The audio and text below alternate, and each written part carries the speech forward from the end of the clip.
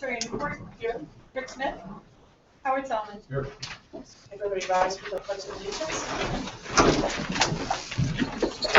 Allegiance to the flag of the United States of America and to the republic for which it stands, one nation, under God, indivisible, with liberty and justice for all.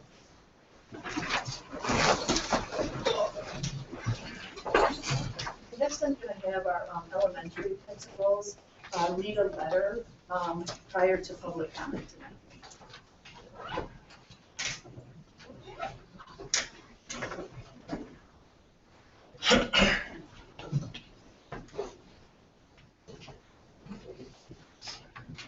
Good evening, members of the board.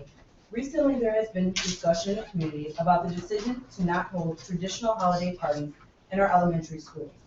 There seems to be many misconceptions about the process of the decision, as well as the reasons behind it.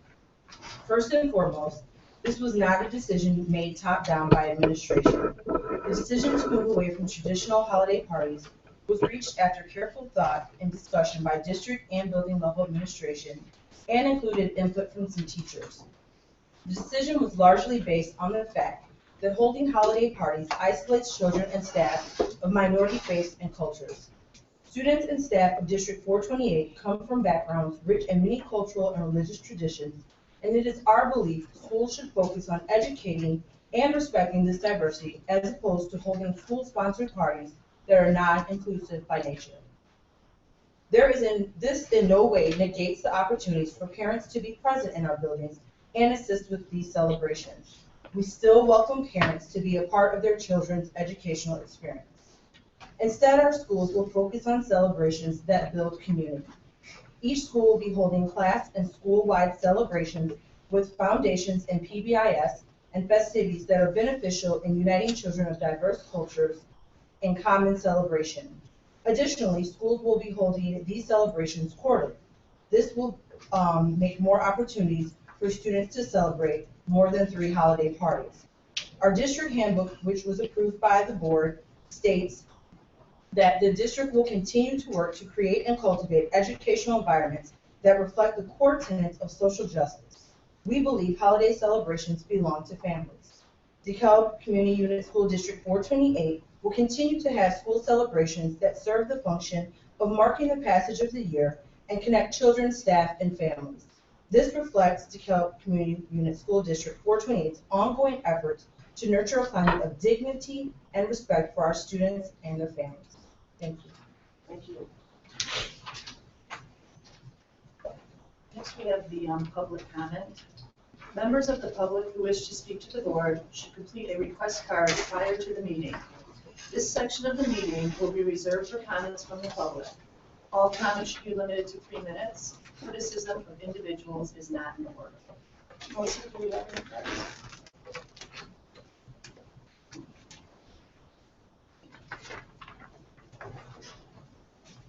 Okay, we have Kate Cordella, and this is a holiday parties.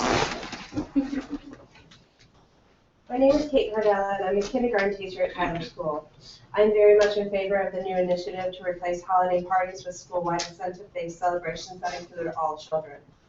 Last fall, our building-specific PBIS team made the decision to wear pajamas to school instead of Halloween costumes. It was profoundly supported by our staff. 100% of our parents surveyed said they would be in support of having pajama day or an alternative to wearing costumes to school. The collected data was outstandingly in favor of continuing this new tradition. But I had the honor of listening to author Jonathan Kozol speak at the high school a few years ago, and something he said resonated with me. He said the things that matter cannot be measured. So although the results of our building survey told us that parents preferred pajamas over costumes, what we saw as educators showed us what really matters. Last year, when we wore pajamas rather than costumes, there were no tears. No one cried because they weren't allowed to wear their costume. No one cried because they could not afford a costume. No one cried because their costume got dirty or torn, and no one cried because their family's beliefs kept them from participating. An argument has been made repeatedly, which begins with the words, "When I was a kid." When I was a kid, the world was a lot different. There weren't intruder drills and locked doors. We could walk home from lunch if we felt like it. And when I was a kid, everyone in my class looked a lot like me. Quite a few people in DeKalb did as well. Just a couple of years have passed since that, and our community has become more and more diverse, not just in how it looks, but its socio-cultural bones. There has been discussion on social media about how easy it is to put together a costume. Just buy one at a thrift store, just get one from a charity group. But imagine how you might feel as a child whose mom spent money she didn't have to buy that Iron Man getup, and when you get to school, someone has one that's brand new and better. And on top of that, then you are paraded around the community. That is not how we build our children up. I can only speak to my school, so let me tell you how we build up our children. We participate in Spirit Week with daily activities. We have monthly assemblies to honor a student of the month from each classroom for showing that a month's character trait. We pull names submitted by staff of students who have made the smallest, even the smallest, of social and emotional gains. We thank someone from our school or local community for helping us grow as compassionate and caring human beings. We have quarterly celebrations after reaching school-wide behavior goals, and all students can participate. As a teacher, there is no pressure on me to ask for room, parents, supplies, or help. There is no mess of cleanup, no candy, no sugar-induced hyperspastic bouncing off the walls, or epic meltdowns. So the argument that we are taking all the fun out of school is invalid, and I would suggest that anyone who believes it attend one of our hoorah assemblies, visit our school Facebook page, and see the evidence of us still having fun at school. My job is to teach your children and help them learn. Holiday celebrations belong to families. Thank you. Next, we have board committee reports and correspondence. Curriculum Council, last week, there's some initiatives coming forward for science and social studies. Science and social studies changes in the high school. There's a combined chem and physics freshman intro class coming our way, I believe. And there's talk about removing the academic literacy class from the high school's course rotation. I just wanted to take a minute to, I've heard some rumors out there that that we are eliminating activity buses starting in the second quarter. And I want to say that that is not the truth. We did ask administration to look into some behavioral issues we've been having on activity buses. I spoke with Andrea, and the issues seem to be much better behavior-wise. And so I would like to ask the board to have a consensus to bring back as an action item at the next board meeting to run the activity buses through the end of the year. So I have a consensus to put that on as an action item. Thank you. So again, we will be addressing that issue and correcting that, so thank you. Okay, next we have presentations, the Medicaid reimbursement, and this is a informational item. Good evening. This is a fun night. We have some great news, and I'd like to introduce to you Steve Karuna from Hawthorne Associates. Steve has been instrumental in working with our district to ensure that we are recuperating our Medicaid reimbursement. So I'm going to let Steve take the floor. Okay, Steve. Good evening. Thank you for this opportunity to talk to you guys about a subject that's often mysterious when we talk about schools and Medicaid reimbursement. We hear a lot about it. You guys as board members may hear a lot about it, but there's often mystery surrounding it. So I thought what we would do is take a high-level background, give you a little bit of background about the program, then talk about how the staff at the district here participate, because there's a significant effort required in order to participate in these programs. And then talk about the revenue that's generated as a result of that, and some of the reasons why, when we show the revenue, you'll see that it's on the uptick. The Medicaid fee-for-service, the Medicaid program in schools, if you ever get bored and you need to fall asleep, the Catastrophic Coverage Act of 1988, take a read. It authorizes the federal government through Medicaid to reimburse school districts for services, health services provided in the school setting. So Medicaid, in a way, views the school district no different than a health clinic or a hospital or anything like that. What's important to note is Medicaid is a 50-50 match between the state and the federal government. So if you submit a claim for $1, 50 cents comes from the federal government and 50 cents reimbursed from the state. The unique thing in Illinois is that Illinois does not pay its local share. Probably doesn't have the money to do that anyway. You could get an IOU, I guess. So all the district receives is the federal share of the Medicaid dollars. So if you think of it this way, 50% of the cost of a staff person for that time that they're billing is reimbursed back to the district. Okay, so it is just a 50-50 partnership. If you need more information, the Department of Healthcare and Family Services has a lot more information on Medicaid. The two programs that work in schools, they're called the Administrative Outreach Program, also called MAC, also called the Time Study Program, and then there's Fee for Service, and I'll describe the two generally. If you think about delivering needed services to a child, needed health services, so a child can be productive in school, there are things that the district does to identify those children. And then there are services that they do directly to the child to make sure the child gets their services, speech, OT, PT, psych, social work, or nursing. And then there's the case management or care management that surrounds the delivery of those services, making sure that the child's progressing correctly, making sure that the child's receiving all the necessary services. So the Medicaid programs in schools cover those two different areas. So the administrative claim program covers that identification portion and the case management, the care management portion of the process. The fee-for-service program is mostly just like when you go to a doctor. You get a service, they document the 30 minutes of time they spent with you, and it's reimbursed. So one is kind of the front end of the process, the overall oversight of it, and fee-for-service is directly related to the care that's provided to that child on a daily basis.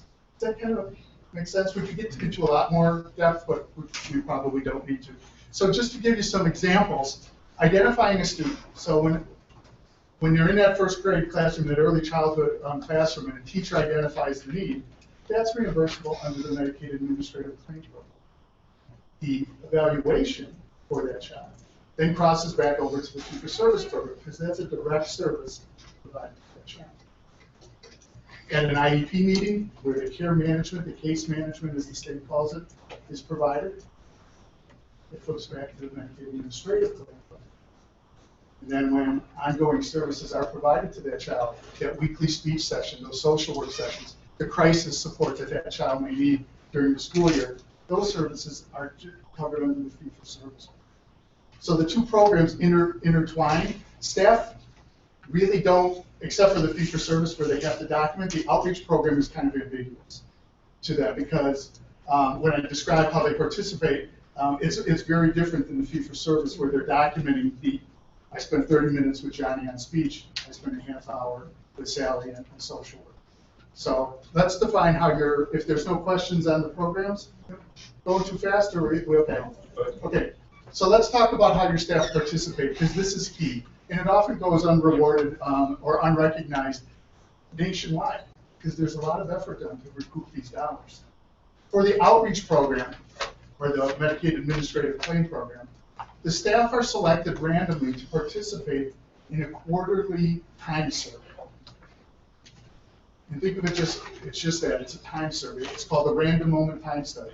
So they'll be lucky enough to be selected, and there's probably some people in this room that get selected. And the question that's asked of them is, what were you doing at 7:30 tonight? They fill it out, respond back, and then the vendor, in this case it's a statewide vendor called Fairbanks. If you ever hear about Fairbanks, they administer the Medicaid Administrative Outreach Program for the state. They determine if that activity that the person documented is eligible for reimbursement. You have about 40 staff members every quarter that are selected to participate in that time study. So they get through email, they're notified, they contribute. Then at the end of the quarter, your financial folks get involved, because all the people that are identified that are eligible to participate, the financial folks then have to associate the cost with those people. So it's a quarterly program, the outreach program. Staff participate every quarter. Financials are collected every quarter. So it's kind of a combination of everybody within student services and financial, the business office working together to produce that claim for the district. So I want to just emphasize there that it's such a great response rate that we have from our staff in completing these time surveys. They receive this email, we sent 40 Each quarter. each quarter. And I will then, Jennifer Verbeck will get my administrative assistant will get an email that will say, oh, you know, so-and-so may not have completed it after a certain period of time. And then I'll email that person and CC the principal, not as a gotcha situation, but just let's support this person in getting it done. So all of those pieces go into place, but I'm going to tell you, very, very few emails. People are doing their job, and just it does take a moment in time, but still, they're very busy people and they're getting the job done.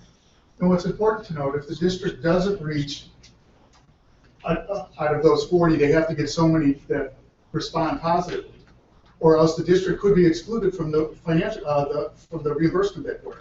So there is a strong incentive for the district to get all 40 if 40 are selected to participate. So it's an ongoing process every quarter. They gear up at the beginning of the quarter, then wind down with collection of the financials. There are approximately 4 reimbursements received each year, 1 per quarter. Yes? So there's potentially a lot more work that would qualify for reimbursement going on, but we just can't, people can't document that and submit it for this? It's a random moment. So the way it's done, it's all done based on a statistical probability model, which takes districts of similar size in similar geographic areas.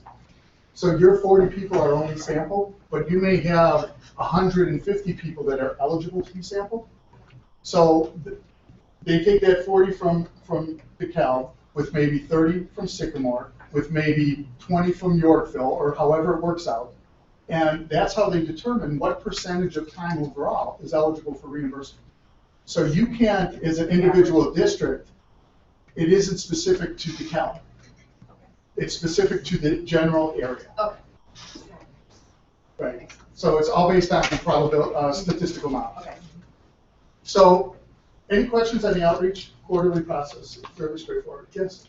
Maybe I got something wrong, but it seemed as if the one question survey with the question of what are you doing at 7:30 doesn't seem at all relevant to this at all. How could that single question be made relevant? It was during the day, by the way, Howard, it's not usually at night. Okay. Yeah. Yeah, I'm sorry. Yeah. I'm But sorry. even just picking a specific It's on time. a weekday.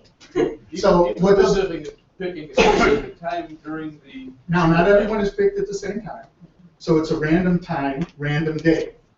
So, for example, what they're trying to do is they're trying to get indicators of time from all the districts that will give them a 99%, 95% validity that the percentages are correct. So they may pick somebody at 12 o'clock, noon. They may pick somebody at 8:30. They may pick somebody at 3 o'clock. And let's say they pick it at 3 o'clock, and you're in an IEP meeting. Well, the staff person would put in, I'm at an IEP meeting. They don't know whether that's reimbursable or not, because that's not the intention. The intention is not to influence, it's to collect. Then someone within the state says, this one's a reimbursable activity. Then the next person may say, well, I'm providing therapy to John. Well, that's not reimbursable under this program, it's reimbursable in others, so that will go and say it's not reimbursable. Every quarter, because of the random moment time study, the percentage reimbursement will change. And it's based on the time of year. There's times when more districts do more case management activities. And it's also based on a little bit of luck. It doesn't vary significantly because based on statistical modeling, it shouldn't. So you're typically 1% to 2% of time of all the 100 and something people that are eligible to participate. That's the percentage of their cost that you get back. Now, what the next piece, I'm sorry, Howard, were you going to ask a question? No, that's fine. That's a good explanation. Thank you.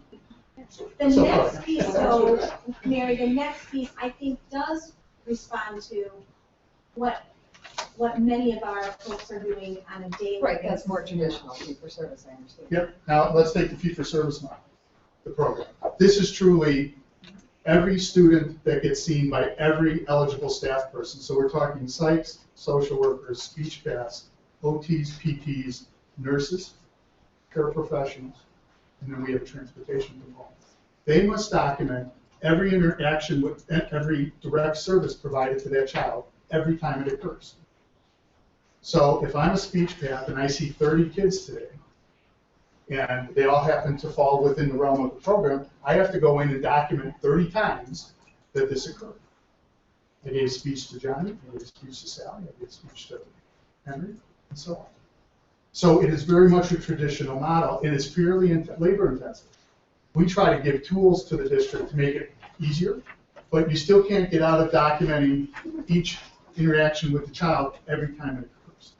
That's part of the program. Just like when you go see a doctor, they're walking around with the tablets, right? And they're saying, I saw you, and then I saw you. You see the nurse practitioner, they're doing the same thing. Go to hospital, it's the same thing. Our job is to take that data and act as an intermediary between you and Medicaid to format that data into a HIPAA compliant claim that can be submitted. So your staff, your related service staff, are on a regular basis going into the tool set and documenting their therapy, their nursing services, their paraprofessional services that are provided to the students. Your staff, then the administrators, have to stay on top of it, because out of 101 things to do each day, Medicaid is often 102nd agenda. Serving the kid, the child is first. So administrators get regular reports on a monthly basis from us. It's kind of like a naughty and nice report. That's how we phrase it to the staff. If you get in and you do your stuff monthly, which I'll tell you why that's important, then you're on the nice side of the report. If you haven't documented in a little while, I can tell you that the administration will be on top of those folks, getting them to document. The reason why we encourage people to document regularly is from the time that a service is submitted in our tool set. So somebody said, I saw Johnny pay for 30 minutes for speech. It takes the state, through the federal government, anywhere from 3 to 6 months to send you guys back for reimbursement. So if you wait till the end of the school year, the district has incurred all these costs, but the corresponding reimbursement doesn't hit till next fiscal year. So you don't want that. If you can, and what we try to work with the district on is establishing a regular pipeline of reimbursements. So even if the controller's office, which they do have a tendency to rob Peter to pay Paul, they delay a payment by a month, you still have something in the pipeline on a regular basis. And I'm thinking from a financial perspective, the best thing I like to be able to say is I've got a predictable revenue stream. And that's what we try to seek for all of our clients, is a predictable revenue stream. Now, we can only offer tools. We can only offer reports. It's up to these people to make it happen. So the speech paths that are doing it, your speech, just so you know, your speech generates the most money out of this program, followed by the social workers and the paraprofessionals, kind of 1, 2, 3. And that's just because of the size of the case, the students they have to see and the number of services they provide. Now, it's been 2 years. Oh, sorry, Mary. How does this work for the services we contract out on? It's reimbursed.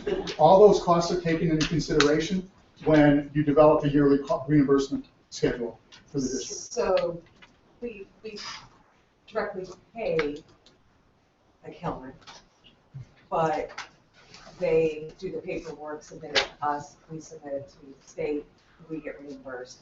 Yes. So, and it's NIA that does our OT, PT, and vision, and they use my service tracker, and that's how we're tracking our Medicaid. Is that part of their contract that they're, because you said sometimes people don't submit things. No, NAA is one of the few co-ops that we work with in the area that actually allow the funds to flow to the district. So there's 2 ways to do it. NAA could say, no, we're going to retain our revenue and we'll offset our costs based on that. Well, there's always that gray area, where are you applying that revenue to?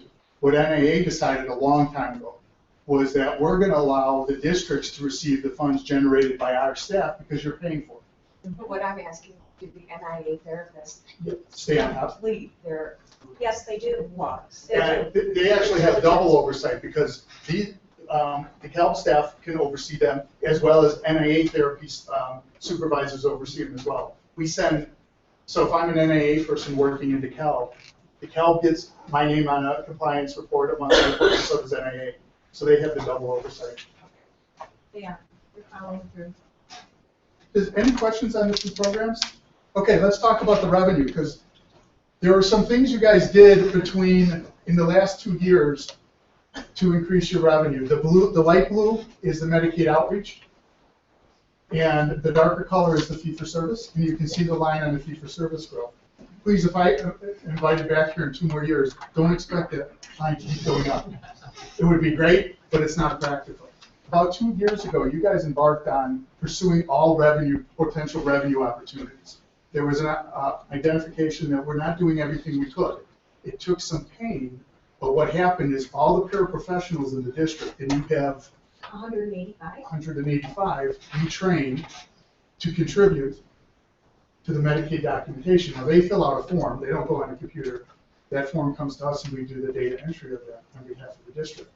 But you can see the larger jump in the last 2 years. That's because of that, the paraprofessionals participating, and also you're claiming specialized transportation. So that's when Johnny gets on the bus that day, as long as they're getting another Medicaid eligible service provided, so they're getting speech or OT or PT. Medicaid reimburses the district for the cost of transporting their child that day. Now, if the child doesn't get any health services, they're just going to class, they don't have any OT, they don't see a social worker or anything like that. The district doesn't get reimbursed, but on those days they get health service. How the state looks at it is, well, I'm going to pay either the parent to take them to a clinic, or I'm going to pay the district to take them to services in the school clinic, so to speak. So that's how the transportation component works out. So the district a couple of years ago decided to make a concerted effort to pursue all revenue opportunities, and here's the result. You're nearing $1 million. You'll probably hit $1 million in total revenue this year from the Medicaid fee-for-service program. So it's starting to become an extremely, extremely important revenue source as compared to 6 years ago when the fee-for-service side was $200,000. So the act was in 1980, and we started 2 years ago to try and capture some of this. Well, no, you've always been capturing it, but there were a couple things. One, the transportation component was there 6 years ago, then it was taken away, then it was reintroduced. So transportation is relatively new. Paraprofessional services were introduced, and it is, my grandfather had a saying that sometimes the egg isn't worth the wear and tear on the chicken. And there was a decision in the district that maybe that was the case. And then we came back and we sat around and we talked about the revenue potential. And they said, yeah, that egg is worth the wear and tear on the chicken. So that very illustration is why I'm asking the question now about the curve. Okay. All right, so if you could normalize across the nation, if Illinois is broke, not all states are broke, but if you could look at the bigger picture, what would that curve look like for other districts of our size and our rural districts and so on, both statewide and then across the nation? That growth curve. The growth curve. Yeah, the growth curve. That's what I'm interested in, is the slope of that curve. Well, your district will come to a leveling off of that curve. Is that true for all districts? Well, it depends where they're at in the maturity cycle. So, for example, let's take a neighboring district to you. Let's say this district was right next door, and they decided for whatever reason not to pursue claiming paraprofessionals, and then all of a sudden did. So their growth curve could be flat for years and then spike. So if you go to the last slide there, I'll give you the reasons for the growth. And every district has the ability to choose what services they want to go after and what services they don't. We maximize our opportunity. Our job is to get you all appropriate revenue. All appropriate. So the way you do that is by, one, these folks stay on top of their staff. They motivate them, they keep them excited, they offer them training. We're here to train staff every year, because if they understand what's eligible, they stay focused on it. Thank them. It does take a lot for them to complete this, turn it in, It comes to our office, where Wendy Bono has been the chief getting those all together and sending them out, and just again, thanks to all of our leadership who have been supporting our paraprofessionals and getting this job done. So truly, it's been a team effort. And those are those business processes. They take time to mature. If you look at an average person coming out of school that may come here as a speech pathologist or social worker, Medicaid is a new world to them. They don't understand. It takes a little while for them to work that into their regular processes. Now, how does that look across the state and with other districts? It all depends on where they're at in their maturity cycle. Some special ed administrators or student services administrators don't pay a lot of attention to Medicaid. So therefore, the revenue could be lower. Others stay on top of it. Like here, you have that staff that aren't full-time dedicated, but a portion of their job is dedicated to this program, and it pays off.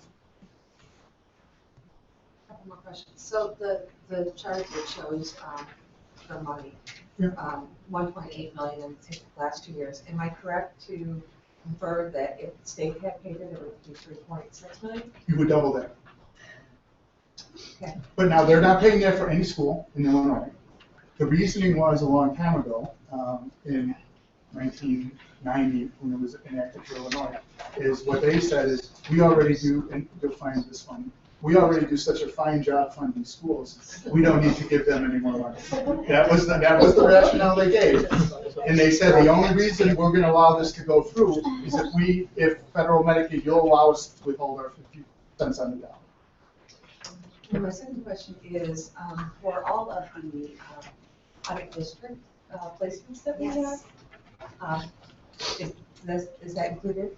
Yes, in this? Wendy has been working with our outplacements and trying to secure those Medicaid dollars as well. Okay, and what's the return rate on them completing their paperwork? and getting it to them? Well, again, it depends on this process, and that, what we've done in the last, well, it's probably been a year and a half to 2 years, that we did the parapros, we then included specialized transportation. This year is the focus is on our outplacements. And so that's been go ahead. But they're responding. You guys have the ultimate leverage. You don't have to place a child at a certain place. So eventually, if you have people that don't respond, you have the ultimate leverage. So I would look at it this way. If I'm placing a child at your facility, and all I ask you is to provide me insight into what services you're providing the child while they're in your care, you got to provide it. There's no way around it. And again, that comes to us, not Lennox Hospital. Right. Because you guys pay the bill. Because, yes, So you get that money. and there's no way they can do double that. School-based programs and clinical programs. So child gets speech therapy here, and then an hour later is a clinic getting speech therapy. They're two separate programs.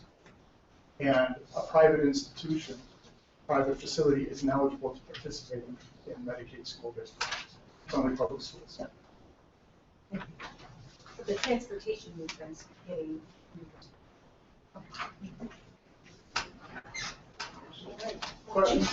Yeah, I got a question, it's a curiosity thing. Okay, sorry, Christy, No. she knows what happens when I ask questions. No, bring it on. Okay, so 20 years ago, I had a daughter that was going to the first grade, I think it was, and she was identified as someone needing speech service, whatever it's called. Okay. As a dad, I said, she doesn't need anything. And going back, what would it be? More than 50 years ago, I was in the same boat, right? And I can remember a lot of my friends, we all had various impediments or whatever could have been solved back in those early 1960s. Anyway, I'm curious, this is why I asked the question about the growth curve. I'm curious about society at large, and then how we measure and how we reimburse or add services to public education. Has society changed that much? Or is it, the economic side of things, the money side? If you speak to the disability side, I can speak to the Okay, great. The process certainly to qualify has changed over the years. But I would say that we are more the wiser in how to qualify students for receiving a service. And So there is a very strict guidelines as to how a student would qualify. So I don't need this going up like that is that what you're referring to, the trend line? Well, I think you've answered the question Yeah. about that, the curve, the slope of the curve, that it'll flatten out. You know, that when you first get involved, then you're gonna see Right. that steep You see slope. the jump. Yeah, but I'm more interested in, you know, the average, you know, over a long period of time. Is public education gonna have to dump more time, money, effort into this sort of service? Or, you know, once we get the system in place, you know, is it gonna all flatten out? Well, the question you ask is your. Yeah, I know, well, that's the other side of the coin. Think of it two different, there's two questions there. Is my That's how special, you determine overall cost of public education. the question, you have two questions. Is my special ed population growing faster than the general population? And I don't know that. Probably keeping up or a little less. Yeah. And then the next question is your Medicaid population growing? Because this is Medicaid eligible students. I can tell you in the last couple of years, unfortunately, it's been going up, not down. Now, will we see that reversal? At some point we may. We're going to probably see more of a flattening out than a reversal. I would predict the economy. You said that speech social workers and paraprofessionals are the top three in terms of generating revenue, if you will, on this called revenue. You know, and I could see where, depending how diligent the district's special educational people are, you may identify or not identify someone who's on the edge of perhaps needing the service. And if you know that that's where your money's coming from, you might be a little more diligent. No? Okay, so it's There's, so there not is a very subjective, it's very. smooth. Yeah, so that's why I'm curious in the overall system, because I Right. can tell you from my experience, both my generation, my kids' generation, it was subjective in my view. Yeah, it is At not. that time, but we're 20 years removed from my latest It experience. takes a Okay, we multidisciplinary gotta move team, multidisciplinary team. Okay. Well, I've got a couple of good experts. Yeah, you do. Learn something. And on in your handouts and stuff, my number is in there, the last slide. Please feel free to call and just ask a question, but that's what we're here for. Thank you guys for your time. Thank you. Next we have RFPs for diversity needs assessment and diversity plan. And this is an informational item. Are members of the team that are here joining? So as requested by the board, I did seek RFPs for the diversity needs assessment and writing the diversity plan. I reached out to, in addition to what Dr. Cohen and Dr. Adams had provided us probably about a month and a half ago, I also reached out to Prevent School Violence of Illinois. I reached out to the Stearns Group and heard back from both of those. I also reached out to two other groups, but one group couldn't put a request for proposal together in the time allotment, and the other group I never heard from. So when we met a couple of weeks ago and we reviewed the three requests for proposals that we had, and that includes the one that Dr. Cohen and Dr. Adams had submitted to us. We are going to recommend to the board that you would consider adopting what Dr. Cohen and Dr. Adams had brought forth to us. And you guys want to talk a little bit about why? One of the things that stuck out with the plan for Dr. Cohen is the professional development part. And so we felt that it was really important to make sure that our teachers and staff members and administrators had that support of ongoing PD to make sure that this isn't something that we're just doing again. It's something that really becomes a part of who we are at the heart of the district. And so some of the other plans did not have that ongoing professional development piece in it, and we thought that was really important. So another reason why we thought it was important is because, which could be a pro or con, depending on how you look at it. We thought of it as a pro, is that Dr. Cohen is invested in this district, both professionally and as a parent. And so we thought that that was a positive thing for what we're trying to do moving forward, and that although NIU right now helped us with the social justice committee, and they're helping us. We're using those resources for, hopefully to get this started and to do the diversity plan. They would be in our backyard to go back to them in the future if we ever needed help, if we ever needed to tweak something. They're right there. And so that's another positive with having the group being local. I think the professional development relationship that we already have established and continue to work on with Northern response to it. They have a vested interest in what's happening here. We have a vested interest in what's happening there. Another unique feature to this option is this was the only option that allowed training for even the elementary schools. The other options did not allow for the elementary school staff or students to be included in this. And that's 9 schools. I think that's a pretty big chunk of our district. Questions for them?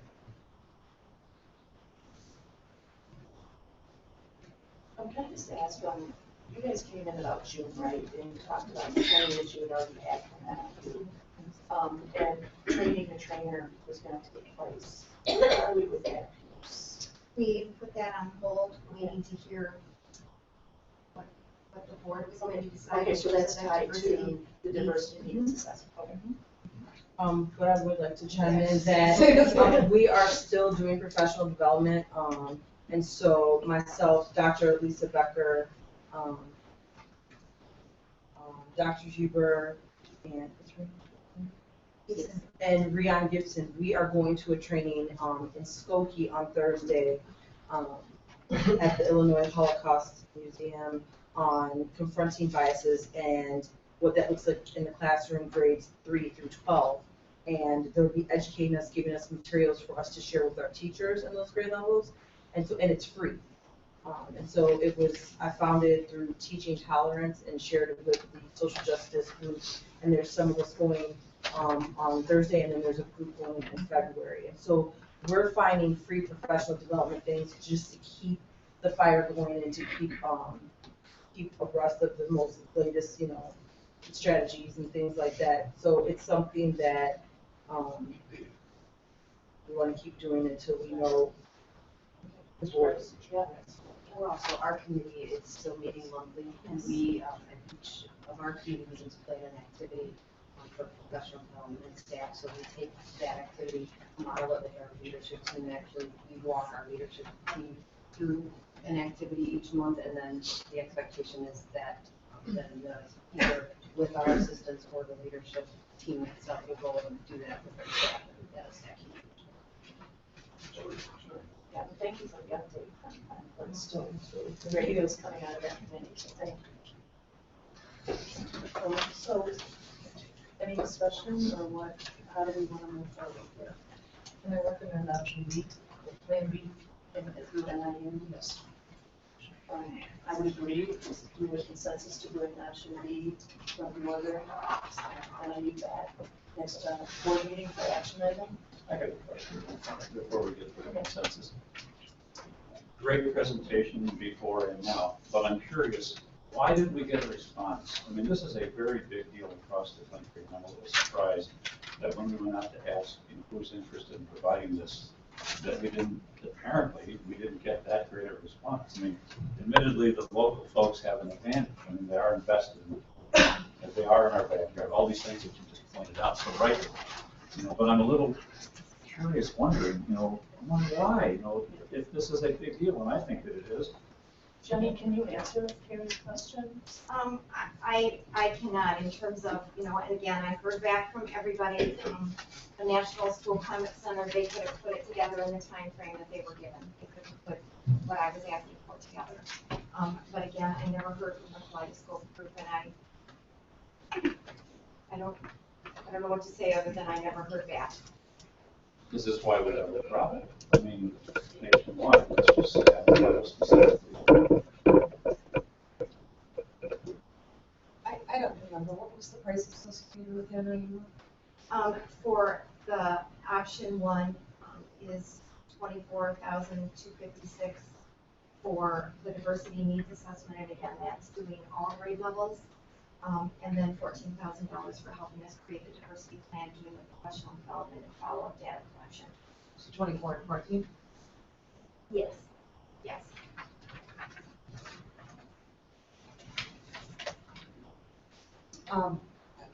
You know, I was part of the, took some of these social justice sessions that were started, and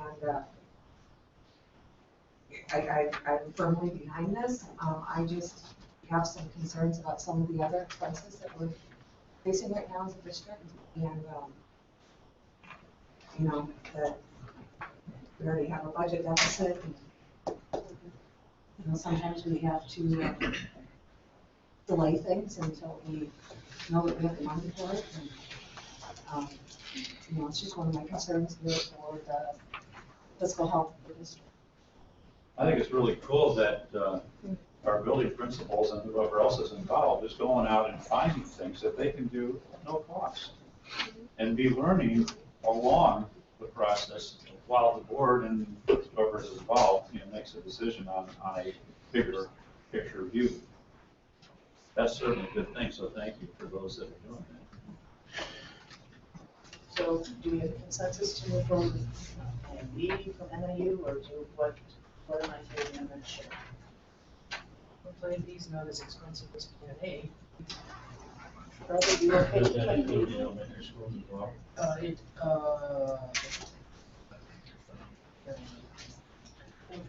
Students from grade 6, 8 to 12. One focus group will be selected and teachers at each school, 2 focus groups of students at the high school, 2 focus groups at Huntley, 2 at Rosette, 2 focus groups of administrative support staff, which would be the deans and the psychs from across the district, 2 focus groups of non-administrative support staff, so custodians and cooks, 2 focus groups of randomly selected parents from across the district. That's what's included in Plan. Plan A has all students from grade 6 through 12. It's all students from 6 to 12? Yeah, and then Plan B, these students in grade 6, 8, 10, and 12.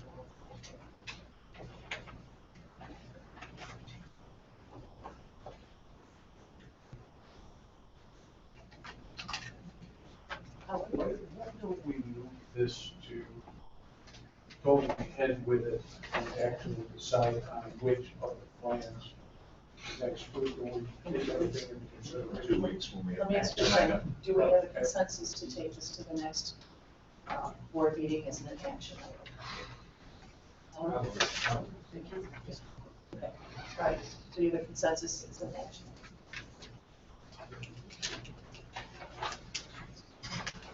So we have insurance update, and this is Andrea Borla and the UL Benefits Group, and this is an informational item. All right, so this evening, before we get started, I'm sorry, it's that time of year again where we have met with the insurance committee a couple of times, September, and then the most recent was October 6th. To review our upcoming insurance renewal, which would start in January. So we have engaged in a contract with WL as our broker to provide the service and to come to us with ideas for insurance and some additional support, which I will let them explain. So this evening with us, first I would like to introduce to you Ben Swanaker, who works with the district and he takes care of benefits. So I don't know if all of you have met him before, but he's been doing a tremendous job for us. And then the folks from WL. And we have the president and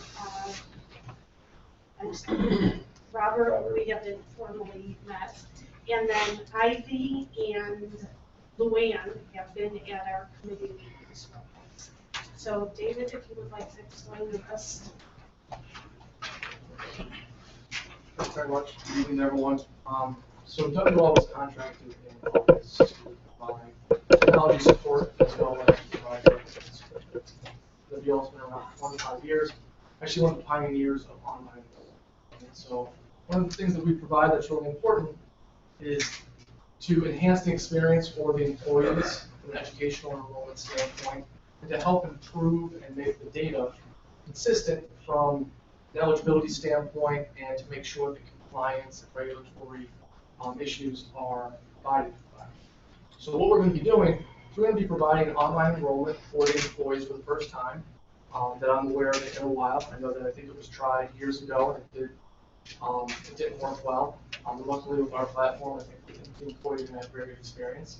And we're also going to have the ability to provide some additional services that you all currently don't have, like ACA reporting and the filing of the 1094, 1095C forms on your behalf versus having to have someone within your benefits department do that laborious task. We'll also be doing COBRA administration, so outsourcing that for you to make sure that you stay in compliance with the guidelines around that. And again, taking a burden off of the plate of your benefits department. We'll also be doing billing reconciliation, so getting back to that data. So as you have a manual process right now, it's very easy to have human error and to have people drop through the cracks that either need to be added or termed from insurance coverages. So for instance, right now, when we first looked at the data, there was 229 people that were on your carrier files that were not actually on your payroll. So there's an opportunity to clean that up to make sure that who you're paying for, from an insurance standpoint, are the people that are actually eligible. And then we're also able to do the FSA administration, which you currently outsource now. We're able to take that service and provide that and take that cost item off of your plate so that it becomes part of our fees. And then the last is the benefit consultant services. And so that's what you're typically used to with your brokerage arrangement, where we will provide guidance and assistance in renewals and rolling out new products, in the identifying and evaluating the carriers, things of that nature. So I wanted to give everyone a good understanding of what we do so that you understand the value that we're going to be able to provide for you as a district. Now, I want to get into a little bit of a discussion into the renewal, specifically on the medical, because I know there's been a lot of talk about that. And there's been some concern around the difference in the increase in premiums from last year's renewal, which was 1.9%, to this year's renewal, which we currently have at 9.1%. And that's a big difference. But it's important to understand what occurred last year to get to that 1.9% and what the dilemma is that we face now, given those changes and how we can positively impact the medical insurance movement. So last year, the initial renewal increase was 8.6%. Now, for the district, there was the decision made to make some plan changes to help rein in that increase, to help mitigate it. And so some significant changes were made to accomplish that. These changes being increases to the maximum deductible for most employees, a 50% increase. So a maximum increase of $500 for employees and $1,000 for family. You also had an increase in the out-of-pocket maximum. Again, for the majority of employees, that was 50% increase for the employees, 60% increase for family, which equated to $1,500 in a maximum increase for the individual, or $3,000 maximum increase for the family. So significant increases for the employee experience for their families. But at the time, probably necessary to keep the cost down. Now, with those types of changes, you expect the claims experience to be because now you're pushing more of the cost off on the employees, and therefore the plan should be incurring less of the burden. Well, unfortunately, the claims experience continues to get worse. So this year, even after all of these changes, you saw the medical claims increase year over year by over 7%. And so this creates a situation where now we have to decide, do we want to continue to increase the deductibles and to increase the out-of-pocket maximums for the employees, or do we need to increase the premium to help the plan be sustainable? One of the issues that we face is not only is the burden become greater and greater for the employee, but the actual benefit that you receive by continuing to increase the deductible and the out-of-pocket decreases as those get higher. Because think about it, if you increase from $250 to $500 deductible, that impacts most employees. But if you get your deductible higher to where it's at $1,000 or $1,500, then you increase it $250, it doesn't impact as many employees, and so it doesn't have as great of an impact on the plan. And so that's where we're at right now, is we are working with the insurance committee to figure out and to handle that delicate balancing act of what plan changes do we want to make and what burden do we want to shift back over to the employees, and how much burden, how much cost increase can the district afford. The other thing I want to mention too is that being that we were contracted with and brought aboard in August, it really didn't give us the ability to change any carriers. Really to change a carrier from Blue Cross Blue Shield to United Healthcare, anything like that, you really need 6 months to make sure that the transition is smooth, that there's no disruption in coverage. And so it did limit the marketing that we were able to do. And so I just want to let you all know that we are working very hard with the insurance committee to make sure that we can provide the best plan possible for the employees, but also to try and keep the costs within. Related to that, so in the RFP that we put out and responded to, it does say that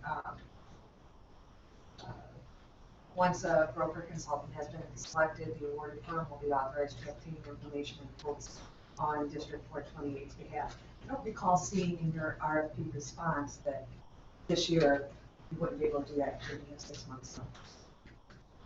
Well, so we're working under the assumption that, as in the past, we would be given a menu of options from different insurance providers.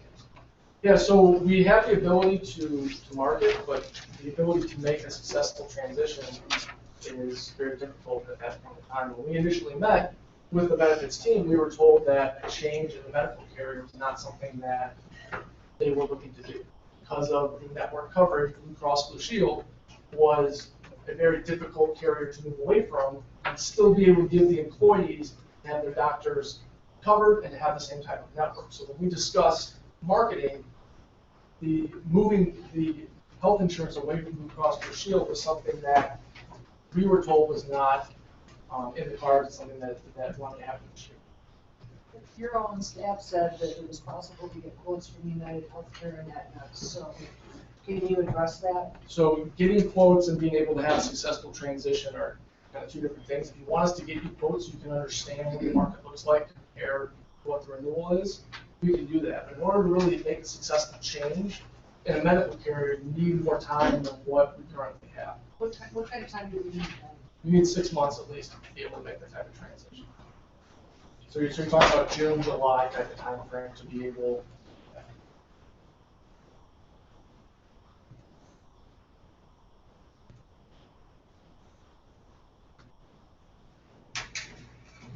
I guess I'm just a little disappointed that this wasn't revealed.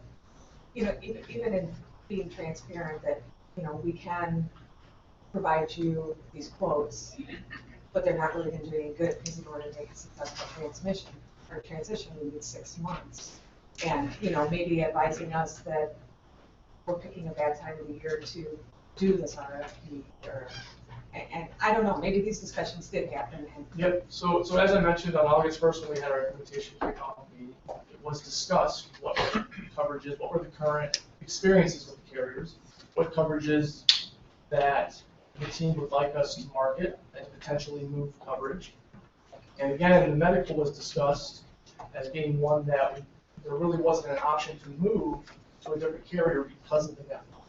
So that's what was relayed to us from you as the client, from your benefits team, and that's the instruction that we took. I want to make absolutely sure. I'm sure you said that we were going to have online open enrollment. Correct. Starting December 1st. Or I'm not sure when the exact enrollment dates are. November 7th was the date that we're shooting for to begin. Are we absolutely sure that your platform will handle this? Will handle the benefits? Will handle the open enrollment? We are very confident in that, yes. I mean, we've spent a significant amount of time with Ben today cleaning up the rest of the data so that we can finalize the site, and we have the utmost confidence that everything will be ready to go and that the employees will have a good experience. Satisfaction. So if in 6 months we are not satisfied, what's our alternative? Well, we'll obviously work through any satisfaction issues that you have, and there are contractual provisions around satisfaction and termination clauses and what your options are. So if that is the case, we're more than happy to discuss that with you, and to abide by the contract and take any necessary steps that you feel. Or remediated. Yeah. So believe me, we want to work with you very much. We're very excited to be able to bring the technology to you. We think that you're going to see a ton of benefit from it. Just the billing reconciliation alone, I think, is going to provide you tremendous benefit. It'll decrease wasted premium and costs. And from an online experience, it really provides employees a much better way to get educated on their benefits, to elect their benefits, and stay engaged with them. So are you saying that this technology, some of the maybe expenses we incur now, that's gonna offset Offset. any, I don't know, district expenses that we have? So for instance, like the ACA report, that's something that we do, that we take on as part of our services. And that's something we have been doing? You have been doing this. Okay, so. Cobra, same thing. As well as the billing reconciliation, so actually entering employees in the system. Your folks have been doing that. With our system, it automatically happens because the data feeds. Is there any way we can quantify this? We'll be able to quantify it once we have the system up and running. Once we clean up the data completely, we'll be able to show you before and after. We can't quantify for you until we actually start the process. So like with billing discrepancies, if we have billing discrepancies with our carriers, because we're not remitting the right totals due to the deductions that we're taking, with working with them to be able to have a automated, I guess, system where every week or 2 weeks, data will continually be transmitted. Yep, and the data gets audited so that instead of having an individual who slipped through the cracks and wasn't termed January 1 when they were no longer an employee and they stay on the plan for a year, maybe longer, you're paying premium for that, they may even be using the coverage, and the claim's hitting your plan. Having us involved, we audit the files on a regular basis to make sure that what the carriers have on their side matches what you have in your paper. Currently, that's not happening. So it leaves you open to these unnecessary expenses that has been mentioned. Do we have any idea, because our claims are up more than we would expect this year, any idea whether some of that is due to what you're talking about? As I mentioned, we spent a significant amount of time today to kind of clean up and get to a point where we think we'll be able to finalize that data scrub, and at that point, we'll be able to go back to the plans, and we'll be able to show you, who you've been paying for that you shouldn't pay, and so forth and so on. So we're still going through that process. Obviously, when you move to an online platform for the first time, it takes a little bit longer to get all that data, to get the pipes connected. I would just like to reiterate, Ben picked up this responsibility in the last few weeks. Yeah. Ben's done a great job. Yeah, Ben hasn't owned the issue. Ben is helping remediate the issue. I'm just curious about that increase that beyond what we had expected and beyond past history of the scene. I don't know all the data, you guys on your church can do better than I, but if we can say, yeah, that's, it's just a matter of writing this down, writing the old way. Right? Getting this logged in somewhere. Capturing, that's a good word. Yeah. Versus an actual claims change, in real claims. Yeah, I can just speak to this past December, our Blue Cross billing discrepancy exceeded nearly $200,000. Over time, obviously, it accumulated to that. And then again, in May, it was up to a discrepancy of nearly $80,000 or $90,000.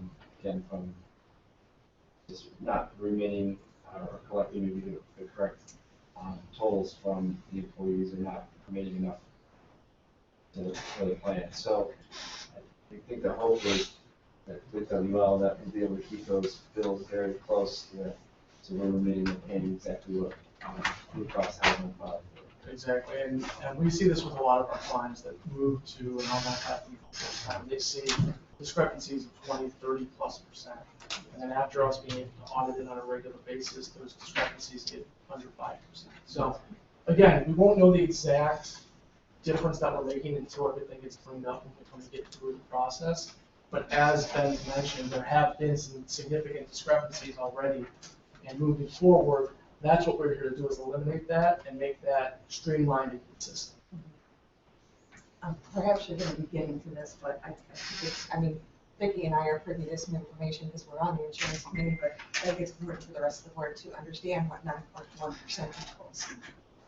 And so I don't know if Andrea, I don't know who wants to, we're talking about sitting. Yeah. So, well, at the 10.5%, which was originally told to us, that increase was going to be $809,000. But that's in total premium, so some of that is shared by the employee, and some of that is shared by the employer. Now with it down to 9.1%, if you deduct 106,000, so we're at 702,000. Wow, this is not accounted for in our records. Pardon? This is not accounted for in our records. Well, so when Yeah, we I take know a where you're look, done. right, so when we take a look at what we had projected in our forecast model and have to adjust for this, it'll be an additional about $350,000 of our portion that we'll have to increase the budget. Andrea, this is increases due to a higher claim rate? Yes. Is that correct? Yes. So can we have you come back in January and update us on how the online enrollment went? Absolutely. We'd love And to. then how that reconciliation is going and what those savings are? Absolutely. I think we want to stay on top of this, and we're also going to need to start discussing with you how the renewal for the following year is going to go. Yep, and we definitely have some ideas on things that we can try and Yeah. implement for next year to help. Because again, we want to try and find other ways besides pushing more of the burden off on the employees. We want to find other ways to try and help improve those claims numbers. So we'll have those ideas for you as well. With the increase being as much, you sound really surprised.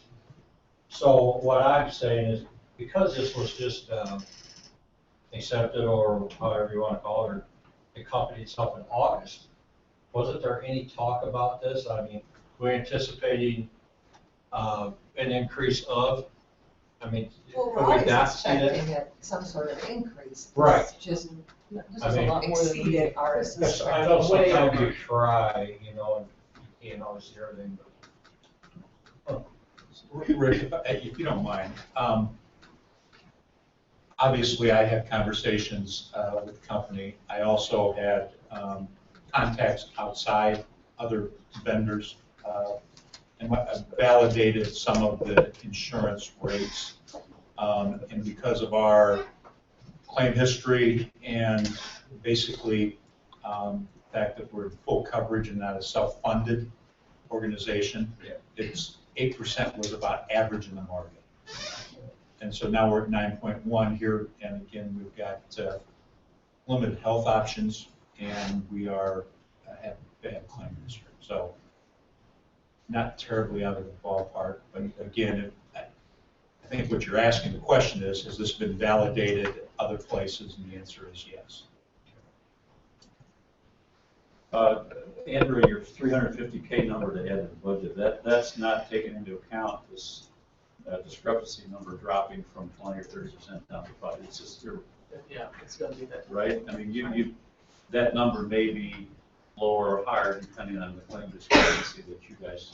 Correct, as well as, you know, the time and the effort from the staff that will be alleviated, that will be on our foot now. So all those numbers come into play, but unfortunately, we just can't forecast those accurately and be able to tell you that, so. The life insurance, that's still out there, right? Correct, because of some of the discrepancies in the data, we did not want to go out to market on that line of coverage and some other lines of coverages because it was beyond the discrepancy threshold that carriers will accept. So if we had gone out and gotten rates on some of these other lines of coverage with the discrepancies that we see, when we came back with the clean data after the fact, after we had presented it to you, after you had approved it, there was a very good chance that those numbers would change dramatically, and we did not want to do that. So, Okay, so is that policy going to renew on January 1 as it is, or what are you doing? yep, so as I said, we spent significant time with Ben today, kind of finalizing and getting the data to where we think we can have everything cleaned up in the next few days.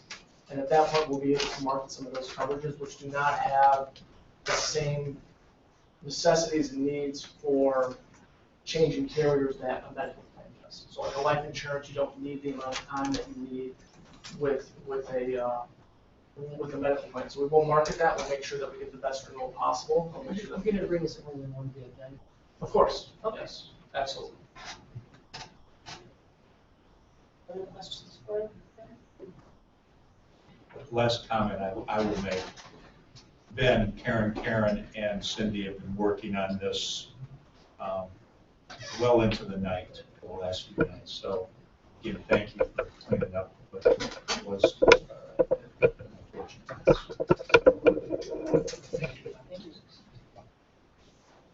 Next, we have business and finance. Request to bid backup snow removal services. This is an action item. That the Board of Education approve administration to go out to bid for backup snow removal, salting services to assist in snow removal for the district if deemed necessary by the administration for the 2016-2017 winter season. Do I have a motion? Any discussion? Roll call, please. Craig Davis. Yes. Vicky Herbert in favor. Yes. Mary Hess. Yes. Terry Millet. Yes. Victoria Newport. Yes. Howard Sullivan. Yes. Next is approval of structural repairs, Founders Elementary School. This is an action item that the Board of Education approve adoption of the emergency resolution and the approval to contract with Swedberg and Associates from Sycamore, Illinois for completion of the structural repairs at Founders Elementary. Do I have a motion? Second. Discussion. So Tammy, why don't you give us an I update to have start with? an update.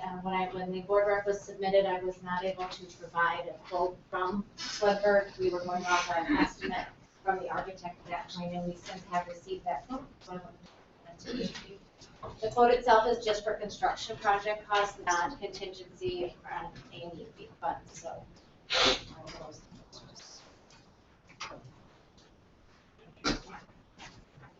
So as you can see, the estimate is coming in at $135,000.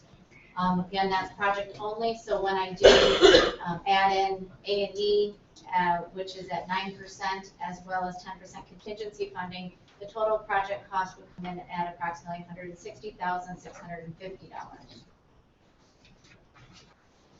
At this point, what we're doing is we do have a resolution that needs to be approved by the board tonight in regards to emergency funding. As directed by ISB, they have verbally and through email approved the emergency funding based on the circumstances surrounding the repairs that are needed.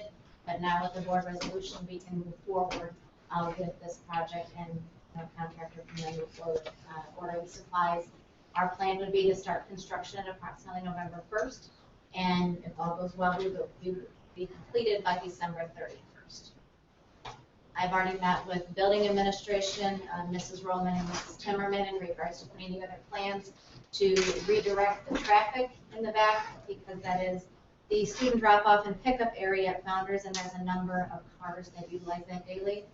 And they've already come up with a plan that we can put in place easily and communicate to the parents, as well as redirecting the student traffic at the building to make sure that we are not having those students anywhere near the construction site. Even though it will be owned off properly, we're still going to keep them quite a significant distance away from that construction at all times, utilizing different doors than they have in the past.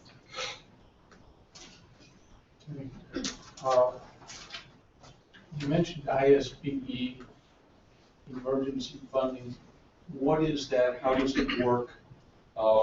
What portion or all of it do we pay back? What schedules are there for doing so? Fill us in, please. Sure.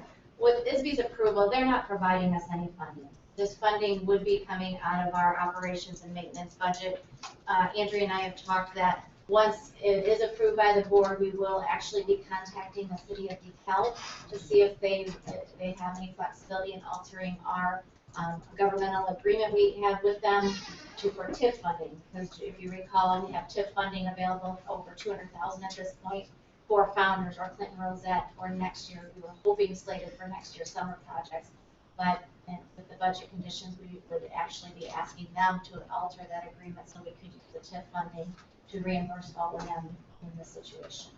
ISB doesn't provide any funding, they just give us the approval so we don't have to go through the formal bid process. And if so decided, we could also use life safety funds for that, if it was deemed appropriate. I got a question.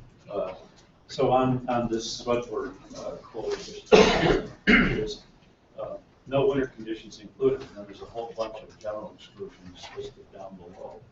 What could this run to if we have a heavy snowstorm or two or other adverse weather? It's 166.50 right now, right? Yes. Without possible winter conditions or other exclusions that are listed here. Well, Has anyone looked at the total dollar that it could run into? you know, Carrie, I don't know that you could really project that, but I will say this, talking with the contractor, we did talk about ways to prevent damage to the building under certain conditions, whether it's rain, snow, sleet, things we could do. One thing we talked about right out of the gate was we already have plans that we would have to replace that small area of flooring, because we anticipate that there will potentially be water damage should there be any type of rains, because as they remove the cinder block structure, it's not going to be remove it one day and have a roof on it before the end of the day. It's going to take several days, potentially weeks, to get to the point that we are stable. So I can't say that I have a number for that. I'm just saying, that, you know, the thing says, if it does rain, guess what? November, it's gonna rain or snow. Right. One or the other. And that more or less, I would anticipate, pushes our timeline. We run into this, whether it's roofing projects, parking lots, remodeling. Those are things that potentially push our timeline and can severely impact our budget, any projects that are outbound. Any other discussion? Roll call, please. Vicky Bernard-Faber? Yes. Mary Hess? Yes. Mary Millette? Yes. Victoria Newport? Yes. Howard Solomon? Yes. Fred Davis? Yes. Next, we have new business administration. That the Board of Education approve the non-business consent agenda items A through D. This is an action item. Do I have a motion? Yeah, can I make a motion that we remove item C under new business administration?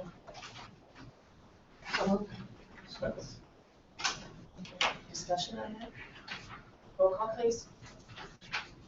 Mary Hess? Yes. Mary Millette? Yes. Victoria Newport? Yes. Howard Solomon? Yes. Fred Davis? Yes. Vicky Bernard-Faber? Yes. I'm going to reread now the original motion.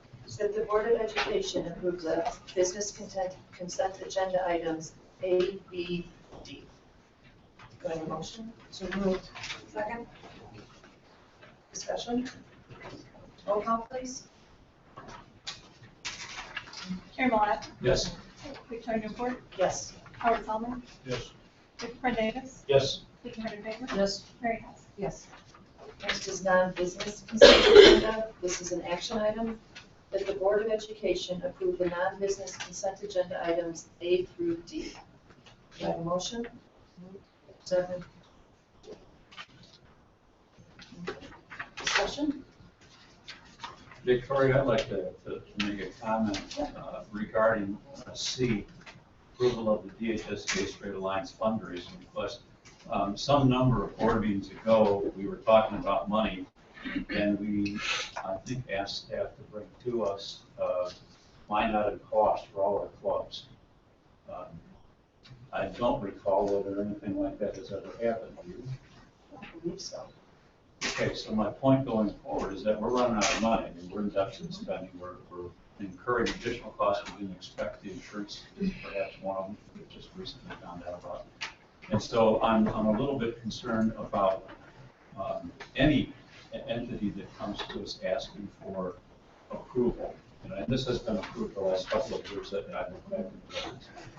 But any particularly extracurricular activity, these are the kinds of things we're going to have to look at. They're requesting fundraising. Yeah, that's fine. I know. Okay. No, it is fundraising. It's not a direct cost. You know, it's like if the PTA came and said, we want to do something, can we use the building?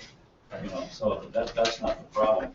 But what I am concerned about is when we get to that point of being able to look at our overall cost and where we can avoid spending some money. You know, that the extracurricular activities of various kinds, and perhaps athletic activities for that matter, might be something that is looked at. And So you want to look at the expenses of sports and extracurricular activities? well, I think we asked that some board meetings ago, you know, that we Return asked. on investment. That's How right. many participants you Yeah, have, that's what's the expense. And so, you know, before voting on this, I want whoever comes to us, you know, with an extracurricular request, you know, something directly related to education, to understand, you know, that we are gonna have to look at these things going forward. Again, this is, so, Yeah. I understand what you're saying. Yeah, thank you. Absolutely. Okay, roll call please. Howard Solomon, Yes. Fred Davis, Yes. Victor Favor, Yes. Mary Hess, Yes. Terry Black, Yes. Victoria Nuland.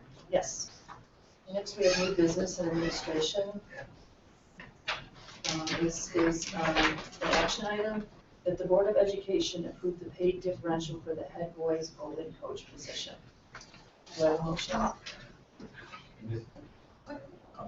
Is it action or information? Well, Nick here. What is an action? Yeah. So the agenda item as far as for the bowling coach. I thought it was The supposed to reason, be information. right, the reason why it was, to look at it was attempted to get to an action item is the club starts, or the activities start at the end of October, November 14th. November 14th. Or sorry, no, sorry, the boys is, next Monday, the 24th.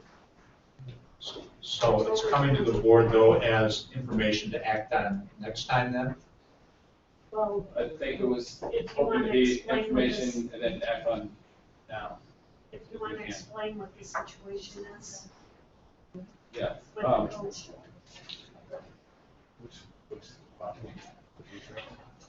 Well, okay, so, right, the current situation is, and I guess we would need to know or not, if you're not gonna take action, and then we come back to you, if there is interest in the payment. Because from what we understand, the coach right now has been volunteering for the last 5 years, right? But if currently, if he is not going to receive a differential for this, he would not be interested in continuing. Yeah, so the history of it is, what I've been told is, 6 years ago, when they opened up the new school, they started the program to get a parent that was interested in starting it. So they started it, schools paid for the entry fees, paid for transportation, paid for everything except for the differentials, the terms, all those things. So, 4 years ago, Coach Allen took, or Coach Collins took over the program as a head coach.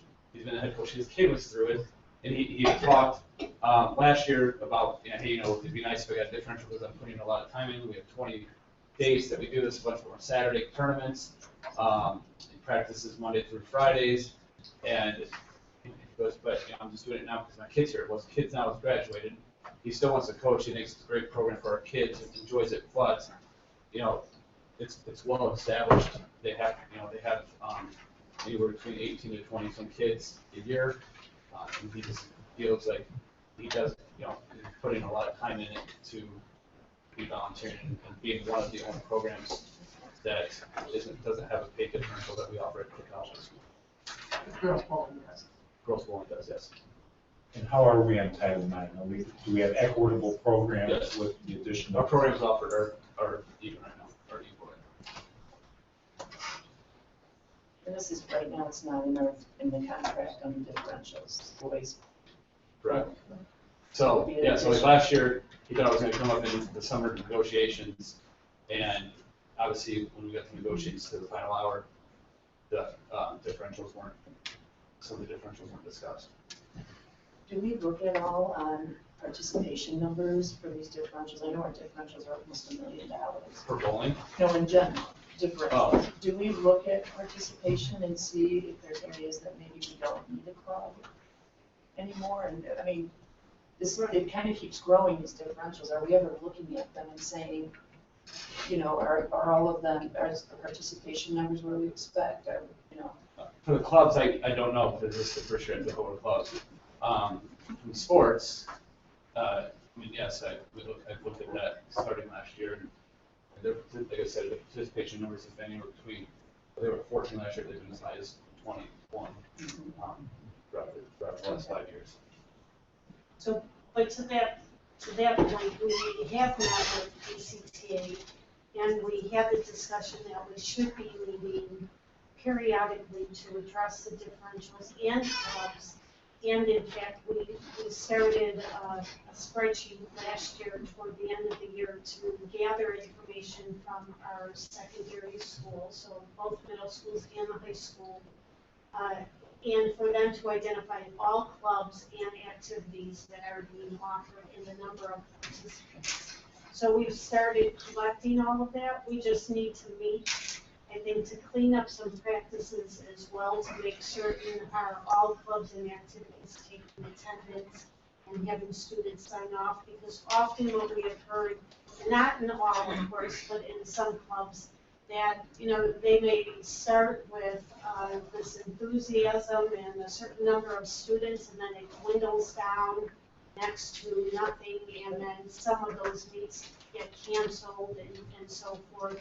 So we have to talk through that process as well to make certain that, you know, we have some type of checking process, and that we too have some type of evaluation process mid-year and end-year to really see what those participation levels are. And then exactly like you said, if there are some that are just a dying breed, then we need to close those up and see if students can find an interest someplace else where there is more room and with, you know, suit their needs as such. But we will be prioritizing all of those as we now move into the budget year, and really have to parse out all these individual pieces of what is our top priority in funding and what moves down to the lower ranks. So Nick, I don't mean to put you on the spot, but if it's information tonight and action next time, will that be a significant issue? I mean, obviously, we should have had it on information last board meeting. Yeah. I don't think so. I mean, depending on the vibe, I mean, I think there's a good vibe coming out here. I think he'd be willing to wait. I don't see a dollar figure. And Oh, he's not sorry. a teacher, right? So that if we gave him his years of experience, which this would be his 5th year he's going into, which the 0.12% is the same as the girls' position.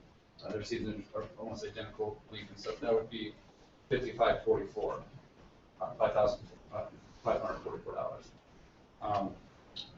If we went all the way down to a year 1, it would be $4,620. And I assume that for bowling, it's like any other sport where the students pay a fee to participate in that. That's correct, and they've been doing that even since the program started. Again, you've got participation fees as far as tournaments and things, that is what it's been used for. Correct. Yeah, this is what I was sort of talking about in that last issue of the club asking for fundraising. And Andrew, you kind of regenerated my memory on what we talked about before. We need to gather the data and if you're starting, that's been done or is being done. But then the board has to come up with this matrix, I would call it a matrix, you know, of setting priority. You know, and what Mary said kind of surprised me about, you know, the women's bowling coach is being reimbursed, but not the men's, because that person has decided to contribute to all their time over a fairly lengthy time. Well, in the women's, I think the women's program was in there because they had bowling all the way back like in the 70s. Right? Okay. And they Kind had of nice. yeah. But I think when we look at the overall cost and trying to get our budget back where it needs to be, you know, somehow we have to prioritize, as Andrew said, and try and decide what we do, what we not do. So we want to bring it back as an action I item would think then so. at the next meeting. Thank you. Next, we have approval of resolution authorizing payment to school psychologists. This is an action item. That the Board of Education approve the attached resolution and allocation of $30,000 $9.55 to pay to 6 psychologists for the 20 days of summer work during the 2015-2016 school year. Do I have a motion? So moved. Second. Discussion? This was due to a legal determination outside of. Correct. Roll call, please. Troy Davis. Yes. Vicky Gunnar-Faber. Yes. Mary Hess. Yes. Mary Millette. Yes. Victoria Newport. Yes. Howard Schulman. Yes.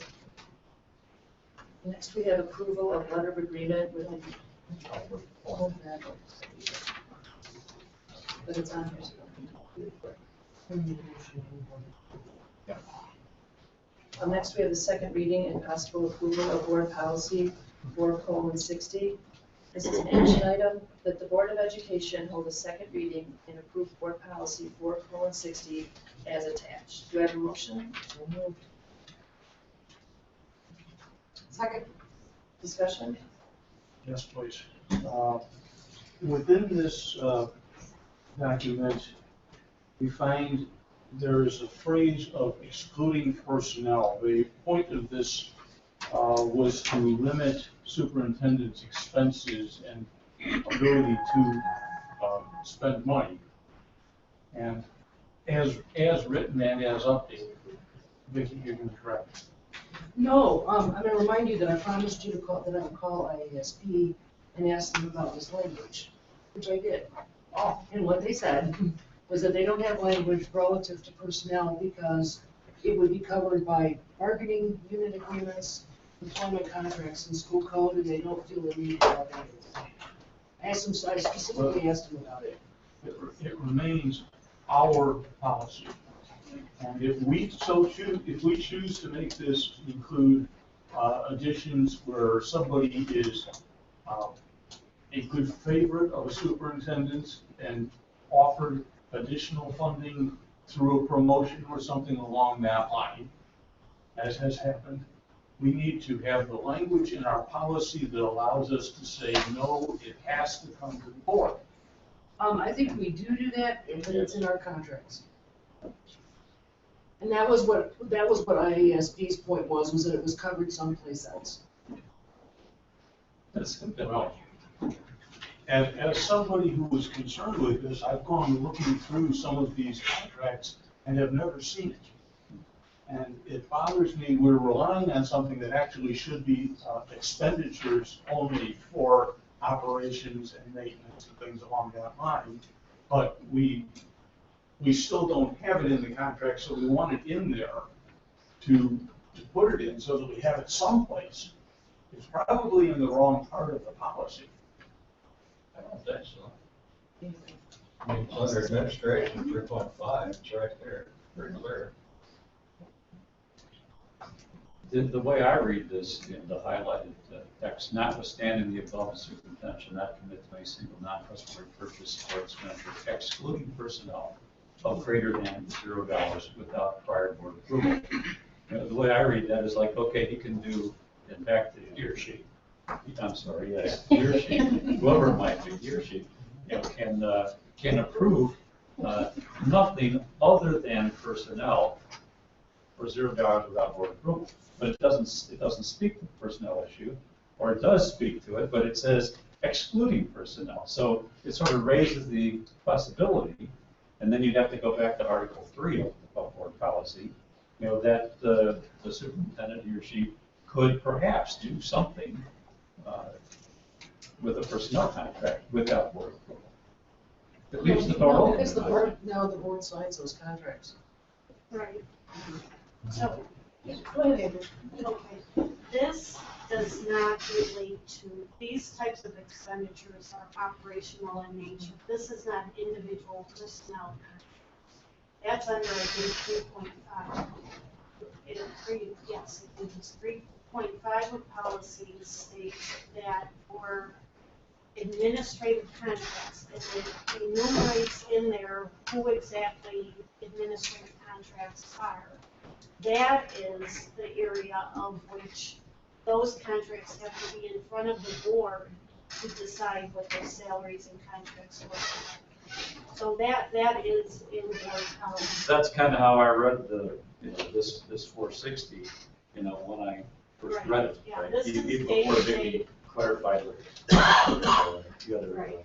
In contracts, they mean vendor contracts. Yeah, that's how I saw it too. But I also recall in my mind from somewhere in one of our meetings, may or may not be closed or open session, that this was discussed in the context of personnel raises. Well, you specifically asked that we call IASB. Yeah, and they Get gave you clear the on answer. this. But I agree with Howard, it's our policy, not theirs. We adopt their policy, we can modify their policy if we want to. And I recall from previous discussions somewhere, either here or in closed session, that this particular section of our board policy was brought up during personnel discussions. So is this is a second reading, so you had a first reading? Yeah, we're trying we had to. that over. You had What happened was we had 460 in our board policy, but if you don't, outside of your board policy, when you first develop it, elect certain parts of it, then you never see the updates to it. Well, we, in the process of doing some work on other things, we called down to IASB to talk to them about this policy. And it turns out there's this footnote 3 that was available that was never put in the board policy manual at the time it was set up. Okay. Which was in 1995, if my memory serves me. Okay. So we're trying to get that into the board policy now, and we just weren't aware. I'd like to say more about discussion and what I remember, but I also have to be careful because the privacy issues related to closed session. But I distinctly remember something about this section of our policy being used to undergird an argument regarding raises, personnel costs. And that's what bothers me, is that if we're not going to change this to specifically point out that this is only for purchase services. What about, Andrea, what about But it does say the title is purchases and contracts. This is contracts with vendors. This is not personnel. It's not personnel, it's a different section. Yeah, that's how I take it myself, but that's not what I recall someone. Can we retitle it, expenditures and contracts with vendors? There you go. So that we actually have that down and don't ever use this to justify pay raises. Because that's. It's in the section of, it's in 4.6, it's in your operations and services section of your policy. It can't be connotated to be anything but operational services. Right. It's pretty clear and it's classified that way. For the other part, it's like under administration, on basically what their power is there. I understand your sensitivity. Well, it's been It can't be misconstrued because it's in that section of your policy, so. And I don't know how you would want to change it. Can we anticipate a revision or rereading of policy section 3.5 that Andrea mentioned so that we get it right in that area? Well, it's pretty It's clear. very clear. Yeah. It's pretty clear to 3.5. Yeah, I don't understand why we can't just do what Carl suggested. Purchases and contracts for vendor services or something. You can't. It would just be redundant. It's redundant, that's right. Yep. And I agree with what all you have said. I mean, that's how I read it too. The problem is other people have not read it that way. They've tried to snatch it. Let's go with roll call, please. Vicky Heard in favor? Yes. Mary Hess? Yes. Pam Millette? Yes. Victoria Newport? Yes. Howard Saltman?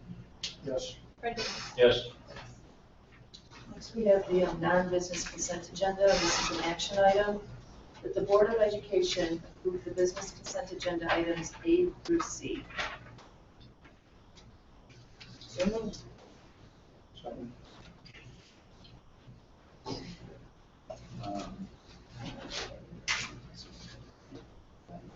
Oh, we're doing 8. Yeah. Business control, consent agenda. I am doing that. Oh, did I? Because I heard you. Yeah, business Oh, consent. okay, so I need to make a motion. Yes. I'm sorry, it's going to be a long one. That we delete from the check summary, payment of check number 354492 And that affects invoices XK1JM6P95, XK1JXT8L1, XK1MRJN71, XK1MRJP25, XKLN2 KCF4, and XKLN2 KR45. Do you have a second Yes, second. discussion? Roll call, please. Mary Hess, Yes. Mary Malek, Yes. Victoria Newport, Yes. Howard Sullivan, Yes. Fred Davis. Yep. Vicky Harden. Yep. And we are going to go back to the non-business consent agenda, that the Board of Education approve the non-business consent agenda items A through C. Do I have a motion? This is the business consent agenda. Business Number consent, nine? yeah. Oh, sorry, business. So moved. Second. Discussion? Roll call, please. Mary Malek, Yes. Victoria Newport, Yes. Howard Sullivan, Yes. Fred Davis. Yep. Vicky Harden. Yes. Mary Hess. Yes. With that, the meeting will be adjourned. All in favor? Aye. Thank you.